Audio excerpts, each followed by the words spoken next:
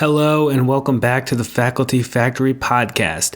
Today's episode is a best of, featuring conversations we've had on this podcast with the following guests. Appearing in order on today's podcast is Clara L. Lapiner, Wendy Ward, Dave Yousem, Cynthia Rand, and Donna Vogel.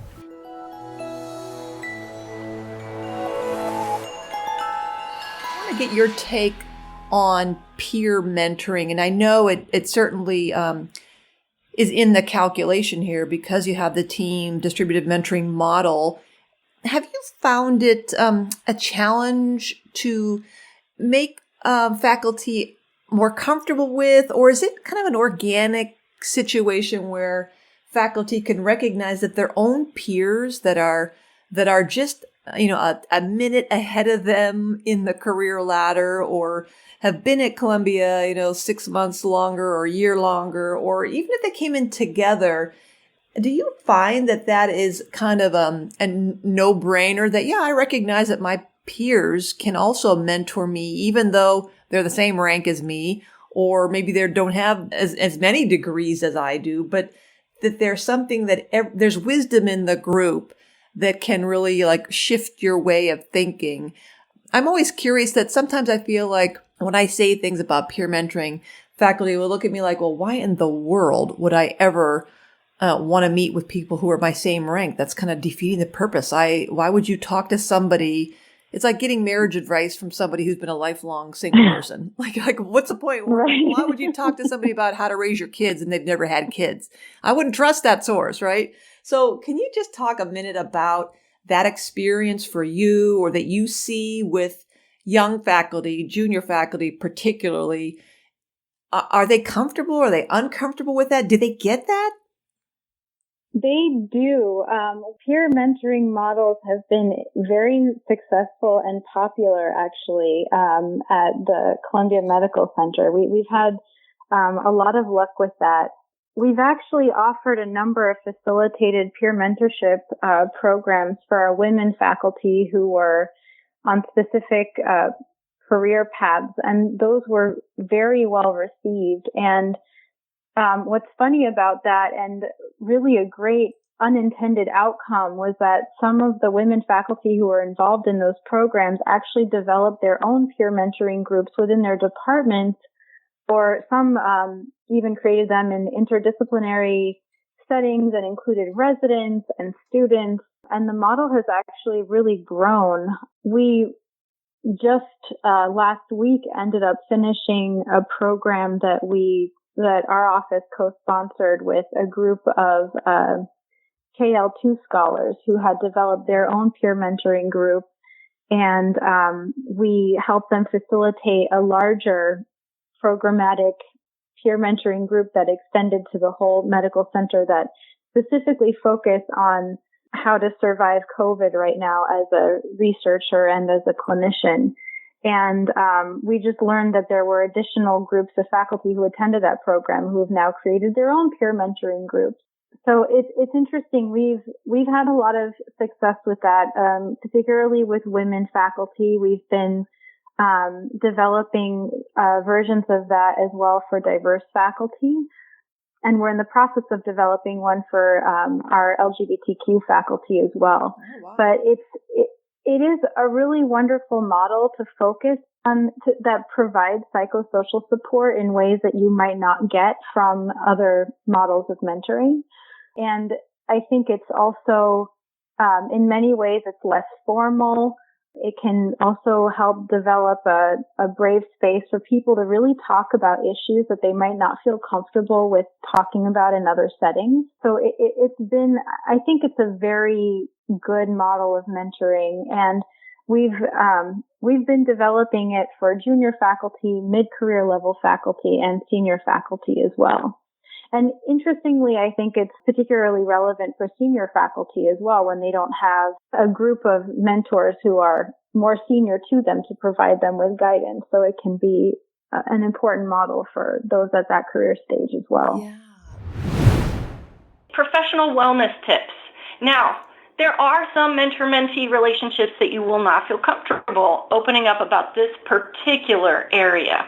But as a mentor myself, I feel obligated to bring this up with my mentees, because if we are not somehow providing advice, counsel, tips, and tools for how to make it through this wonderful career in academic medicine, we're doing a disservice given the high degree of stress and potential for burnout. And so if your mentor hasn't brought it up and you want to have that conversation and feel comfortable in that particular relationship, I would really encourage you to ask them, what do they do to manage the stress of the job, and do they have any suggestions for you? You might also talk with them specifically about balancing childcare, for instance, or elder care. Be more specific in your ask. How do I manage a really busy clinical schedule and still engage in scholarly work? All of those questions, whether broad or specific, can really pull for that kind of content in your mentor-mentee conversation. Yep. Number 9, I love this one. Always spend some time asking, what am I not asking you that I should know? What am I forgetting? Because we may have a blind spot there too. Ask them for what they think we should really be working on now. And sometimes you can be really surprised by the answers. I never thought about that. What have I not asked you that I should have asked you? That is such a great question. They probably look at you like, what do you mean?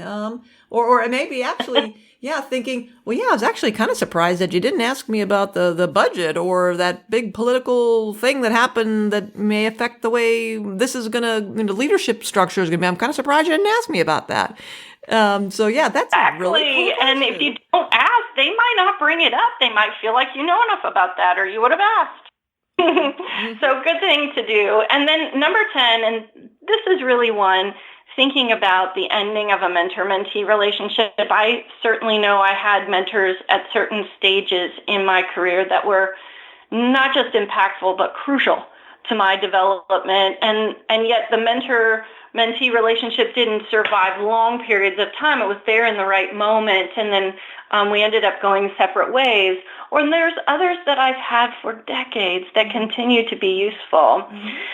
Sometimes that mentor-mentee relationship drifts from that into colleagues and supportive colleagues. So whatever is happening toward the end of your mentor-mentee relationship, or even if you're just passing a milestone like promotion, I would spend some time thanking them and really highlighting what it is about their mentorship for you that was extra helpful, that helps guide them as they build their own mentor skills. But also it's kind of a nice thing to do for someone who spent a significant amount of time and energy helping you with your career. So I would thank you, and then I would think about, when you're ready, paying it forward. Working with mentees of your own in the next step down in the career path. So if you're early career, mentor fellows. If you're mid-career, mentor early career. Help them through the steps that you have just mastered. You'll be highly adept at coming up with tips and tools if you've just gone through that situation. Saying no is important because sometimes the thing that is being requested of you, it does not comport with either your values or religious tenets or your focus or your mission. And so being able to say no to your mentor, I think, is another one of the things of getting comfortable with it. So I often quote Gandhi when I do this part about saying no, which is a no uttered with deepest conviction is far more valuable than a yes merely to please. So knowing how to say no and doing it in a way that shows your integrity. That's right. Rather than just being difficult, I think is an important rule that mentees have to learn. You're right. You mentioned the JFLP, which stands for the Junior Faculty Leadership Program. And we also talk about, when you say no to something, you're saying no to one thing. But when you say yes to that one thing, you're potentially saying no to many other things, because now you've taken on something else, and that's shifting priorities and now the things that were mission centric to you are being realigned, and maybe, inappropriately so. So it's so important that we have to practice that saying no and being comfortable, being polite, maybe, no, not now. Because you say no to this, you're saying no to one thing now, maybe not, forever, but just now. But if you say yes, you may end up inadvertently saying no to a lot of other things that are more important. Exactly. So these are great, 10 great tips, and I've written them down. Be proactive, build a committee, know your mission, set goals and timelines, set a schedule, create an agenda and send that in advance, practice reflective listening, summarize like the day after or after the meeting and send it bullet points to the mentor, express appreciation, and say no and learn how to say no. Awesome. Those are my 10 mentee rules. 10 mentee rules, Dave Yousem. Oh yeah, those are classic. I think in selecting your mentor, understanding their history of mentoring is really important. The best predictor of a successful mentoring relationship going forward is selecting a mentor who has a history of successful mentoring relationships. Mm-hmm. Now, that said, that can also lead to mentors who have a lot of mentees, and getting their time and being able to get on their radar can be a little bit challenging. So if you find yourself in a situation where you have, for reasons either scientifically or otherwise, that you are selecting a more experienced senior mentor, there may be that you do want to supplement that you may want to have others who can complement it. Conversely, if you are in a situation where you're excited about the opportunity of working with a junior faculty, they're typically more available. So let's say you're a new assistant professor, and there may be an associate professor who's got their R01 funding and they're excited and pursuing a new area. That individual may have more time, may be more personally engaged. They certainly will have fewer mentoring commitments and may be able to give you more of their attention. Again, in that instance, if your primary mentor is junior, identify a senior person who can speak from more experience, who may have more influence nationally, and particularly if you're writing a K award, adding them into the mentoring team can make that K more competitive. So I think it's ideal if you have one person who's all things and covers all the bases. Well, that's great, but most of us find that it actually takes several people in a team to support our career development. The last point is evaluation, and that's really essential for closing the loop. What do I mean? Well, take a look at the word. The root of evaluation comes from the word value. It's how we put value on performance, on productivity, all those things that count when you're trying to get ahead in life. And there's little point to setting expectations for people unless we know how well they're meeting those expectations. What's the point? Why say these are the things that you should be doing if we're not measuring how well they measure up? Mm-hmm. So, we have a problem. Evaluation has a bad image.